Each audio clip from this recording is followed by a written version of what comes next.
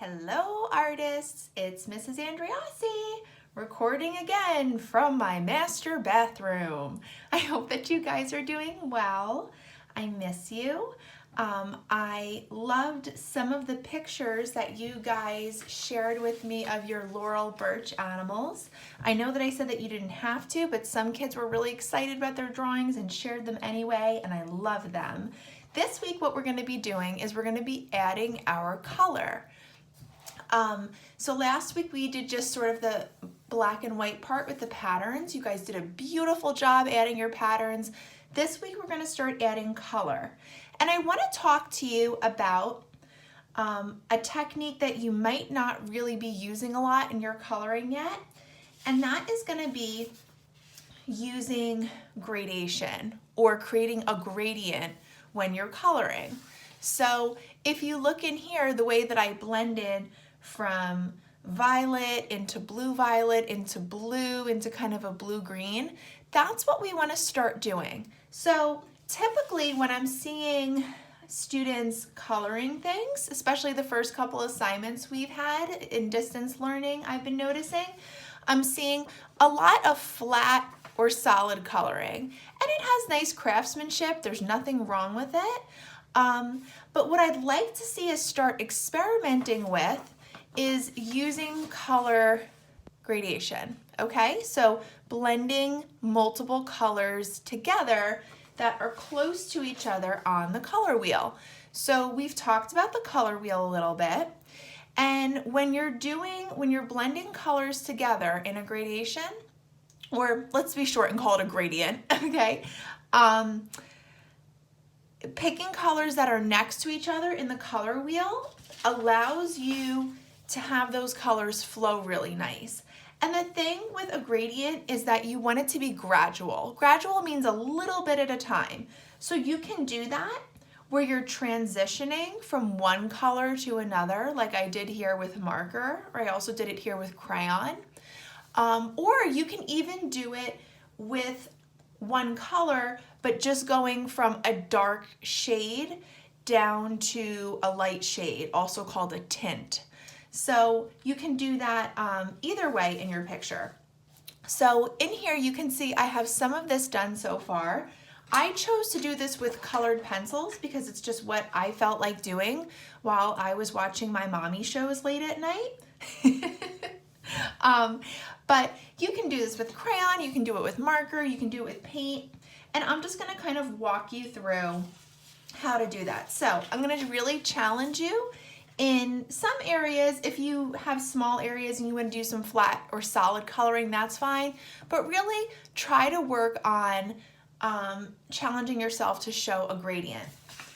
Now, another thing I'm going to talk to you about really quick is we've sort of talked about the basic color wheel, but a lot of you, especially if you have a larger pack of crayons, there might be these in-between colors called tertiary colors, which we will talk more about in the future. They're colors like red, violet. So they're kind of in between a red and a violet on the color wheel. So when you're creating a gradient in your drawing and you're blending, that's a really nice in-between color to have. However, you can create a tertiary color by blending those colors together yourself.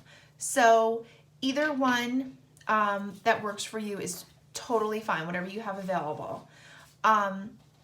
So I'm going to show you guys how to do an area with a gradient using colored pencil.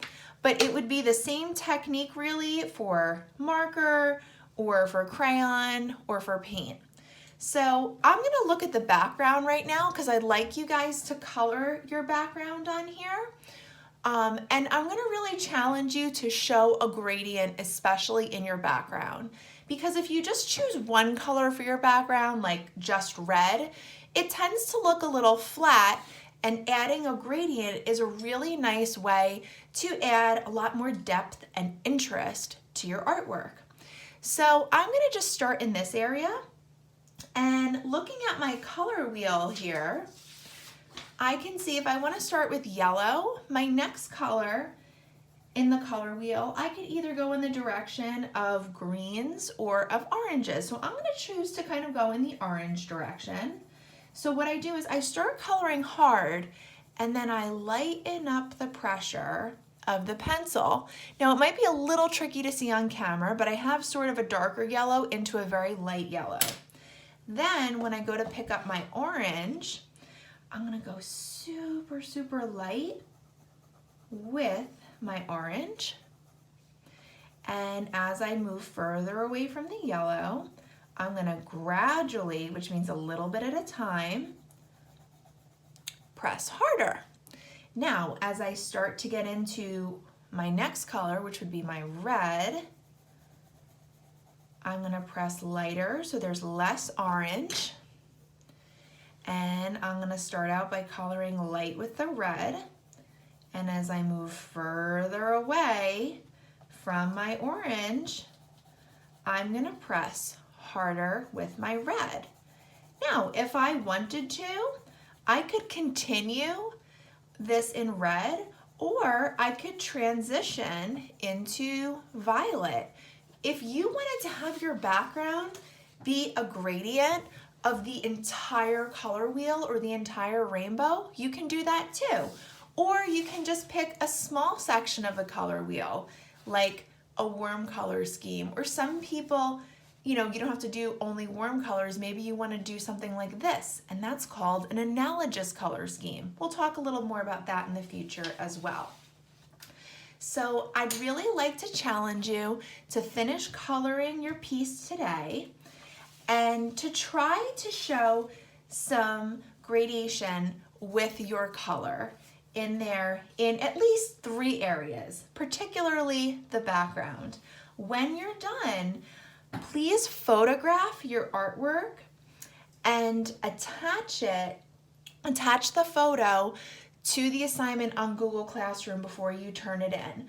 I'm gonna have a tutorial on there that shows you how to do that. It's super helpful, but if you have any other trouble doing that, please just send me an email or just pop in during one of my live meetings to get a little extra support.